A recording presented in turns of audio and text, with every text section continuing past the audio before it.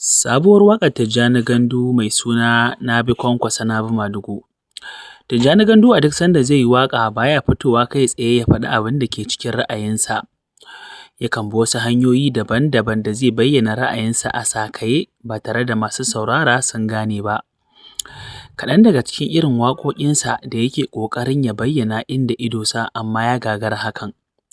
Ko menene dalilin da ya sa Tijjani Gandu har yanzu ba zai iya fitowa ya faɗi tsayayyen inda yake ba? Shi ba gidan Kwankwasa ba kuma shi ba gidan Abba Gida-Gida ba. Ya zama ɗan katanga ake cewa ko ɗan tsakiyar katanga.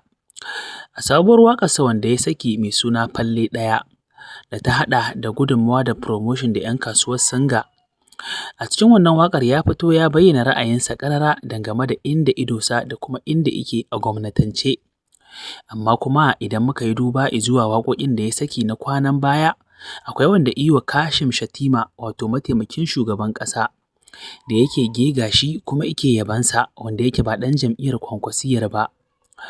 A duk sanda wani abu ya shafi na gwamna na taya murna ko na farin ciki mukan ga Tijjani Gandu ya fito shi ma ya taya shi murna tare da sanyawar albarka. Amma har yanzu bai fito ya bayyana tsayayyen ra'ayin gidan da yake ba. Shin Kwankwason ne ko kuma Abba Gida-Gida ne? Waƙarsa mai suna Cakwalkwalin Bana wanda ta tada cakwalkwali sosai ya faɗi wasu kalamai masu zafi wanda kowa in ya ɗauke shi zai ga ya yi daidai da shi.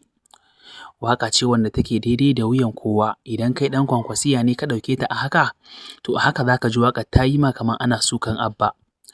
Idan kuma kana gidan Abba ne ka ji waƙar ta yi ma, to haka za ka ganta kamar ana sukan Kwankwasa ne. Siyasa dai ba da gaba ba, haka Tijjani Gandu ko da yaushe yake faɗa a yi. Shi ya sa za mu ce wannan ya ba shi damar da yake ga babu ɗaya wanda zai iya yi wa batulci a cikinsu. Ba Abba ba kuma ba Kwankwasa ba, kowa nasa ne. Zama ɗan kan katanga a siyasa abu ne wanda yake da matuƙar wahala, domin bai zama lallai ka samu alfanu ko kuma gajiyar siyasa ba. Lamarin da ya fito daga bakin Tijjani Gandu a wata fira da aka tattauna da shi.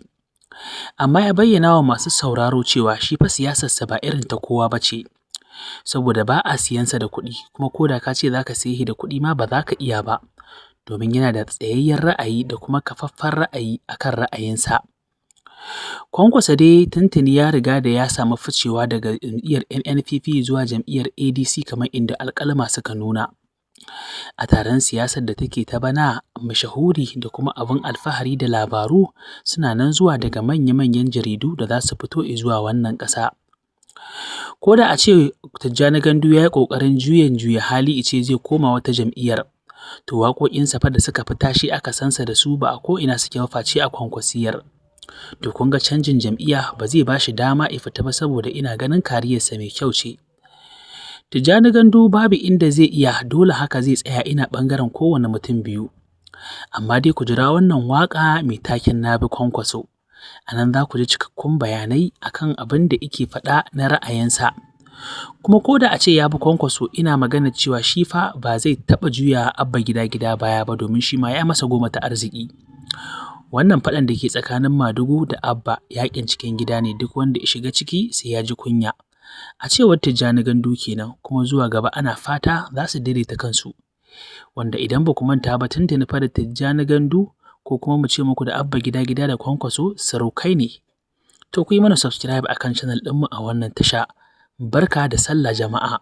Mun gode masoyanmu na duniya baki ɗaya.